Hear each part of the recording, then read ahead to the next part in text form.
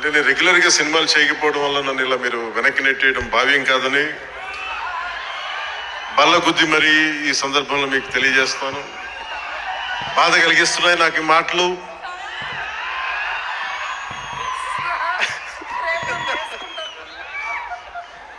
సరదాగా సినిమా నాకు చాలా ఇష్టమైంది. నాకు అన్నం పెట్టింది సినిమా. ఈరోజు ప్రజలకు సేవ చేసే గుర్తింపునిచ్చింది సినిమా. అందుకే నా నిర్మాతలు బాగుండాలని కోరుకుంటాను. సినిమా కోసం ఉత్సాహంతో వచ్చే నా అభిమానులు ఆనందం కలగాలని కోరుకుంటాను. ఎప్పుడు సినిమా ఎలా ఆడాలి, ఎంత బాగా ఆడాలి నాకు తెలియదు. ఎప్పుడు సినిమా రిలీజ్ అయినప్పుడు కలెక్షన్స్ ఎంత ఇప్పుడు అడగలేదు, నాకు తెలియదు ఆ సంగతి. అలాగే నాకు ఏ సినిమా బాగుండాలని కోరుకుంటాను. నేను ఎప్పుడు తెలుగు సినిమా, తమిళ సినిమా ఇలా చూడండి. నేను ఇండియన్ సినిమా అనుకుంటాను. ఎప్పుడు నేను భారతీయ చిత్ర పరిశ్రమ అనుకుంటాను తప్ప ఈ తెలుగు, తమిళ్ లేదంటే హిందీ ఇట్లా అనుకోని ఎప్పుడు.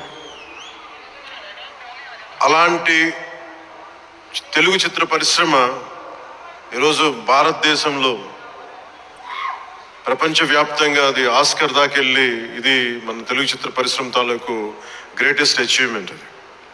అలాంటి తెలుగు చిత్ర పరిశ్రమలో నాకు చిన్నపాటి భాగస్వామ్యం ఉన్నందుకు చాలా ఆనందంగా ఉంటుంది. ఎప్పుడు నా నిర్మాతలు బాగుండాలని కోరుకుంటాను. నా దర్శకులు, నా రైటర్స్ వాళ్ళు రాసిన కథని నేను ఎంత బాగా చేయాలని అనుక్షణం తపన పెడతాను. కానీ రిజల్ట్స్ ఎప్పుడు మన చేతిలో ఉండవు. ఒకసారి నేను ఎప్పుడు సినిమాలు నాకు ఎప్పుడు పదే చాలా సందర్భాలు చెప్తూ ఉంటాను. నా వరకు ఒకే హీరో, అది మెగాస్టార్ చిరంజీవి గారు. సో ఎవరైనా నన్ను మెచ్చుకుంటా ఉంటే నాకు అంటే మన హరీష్ అన్నారు చిరంజీవి గారిని పిలవాలి అని మాట్లాడతాను, ఆయన ఫంక్షన్ పిలవాలి అది అంటే చెప్పాను.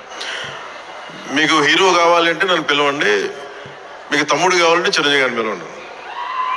చిరంజీవి గారి పక్క నుండి ఏమైపోతుంటే నేను హీరో అన్న సంగతి మర్చిపోతాను. నాకు ఏం మాట్లాడాలో కూడా తెలియదు నాకు ఒక్కసారి. అలాంటిది అన్నయ్య చిరంజీవి గారు మనస్ఫూర్తిగా ఈరోజు ఉస్తాద్ భగత్ సింగ్ ట్రైలర్ చూసి ఆయన ట్వీట్ చేసింది ఇందాకే చూపించారు. ఇందాక నాకు అన్నయ్య చిరంజీవి గారికి మనస్ఫూర్తిగా నా ధన్యవాదాలు తెలుపుతాను. అలాగే మన రామ్ చరణ్ తను కూడా ట్వీట్ చేసినందుకు మనస్ఫూర్తిగా నా ధన్యవాదాలు తెలుపుతాను. అలాగే దర్శకులు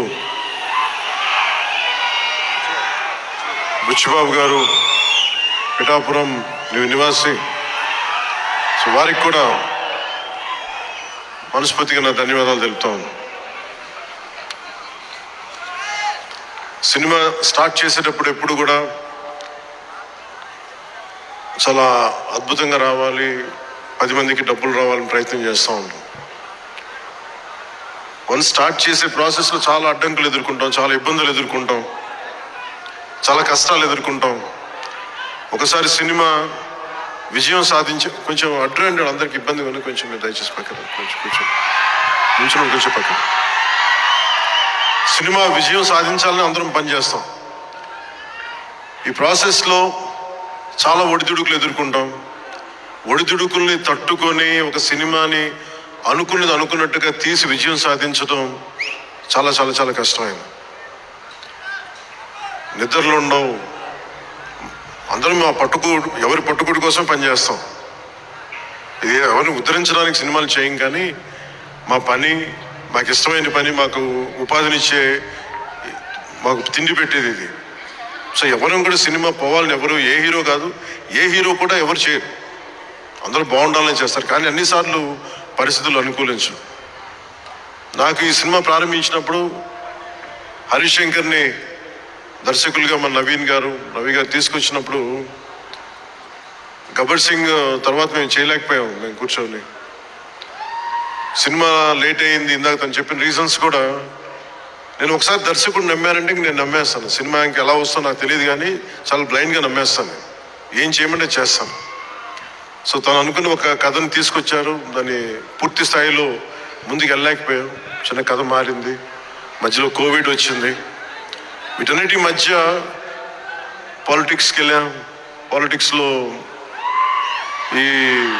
ఇప్పుడున్న పదవిని బాధ్యతలు తీసుకోవటం వల్ల వీటన్నిటి మధ్య ఎలా డేట్స్ ఇవ్వాలి అన్ని కూర్చోబెట్టి నాకున్న ఈ విధులకి ఇబ్బంది కలగకుండా ఎలా చేయాలనేది రాత్రి పగలు కూర్చొని చాలా తక్కువ టైంలో చేశాను. ఈ సినిమా చూసిన తర్వాత నాకు ఒకటేమనిపించిందంటే 48 రోజులు చేసావా హరీష్? ఒక 40-45 రోజుల్లోనే సినిమా ఫినిష్ చేశాను, మేజర్ సినిమా అంతా. అది కూడా కరెక్ట్గా చెప్పాలంటే రోజుకి నేను పొద్దున ఒక 2-3 గంటలు, సాయంత్రం ఒక 3 గంటలు అలా పనిచేశాను. కొన్నిసార్లు 5-6 గంటలు. అంటే నిజంగా ప్లాన్ చేస్తే నాకు సినిమాలు చేయొచ్చు అని భరోసా ఇచ్చింది ఉస్తాద్ భగత్ సింగ్. తన హరీష్ అంత బాగా ప్లాన్ చేశారు. అంటే ఒక దర్శకుడు చాలా బాగా చెయ్యాలి అంటే ఒక మైత్రి మూవీ మేకర్ సక్సెస్, వాళ్ళు తీస్తున్న వరుస విజయాలు కావచ్చు, పుష్ప కావచ్చు, రేపొద్దున్న పెద్ది కావచ్చు, అంతకుముందు తీసిన దూకుడు కూడా మీదే కదా, జనతా గ్యారేజ్ కానీ, శ్రీమంతుడి కానీ, సినిమాలంటే ఒక నిర్మాణ సంస్థకి ఇన్ని విజయాలు ఎందుకు వస్తాయి? అది కాకతాళీయంగానో చాలా యాక్సిడెంట్గా జరగవు. They must be great thought behind it, great effort behind it. అందుకని వీళ్ళకి విజయాలు వస్తున్నాయి అంటే వాళ్ళు ఎంత కష్టపడతారని నాకు ఈ సినిమా చూసాక నాకు అర్థమైంది. మనస్ఫూర్తిగా అలాంటి మైత్రి నిర్మాణ సంస్థలో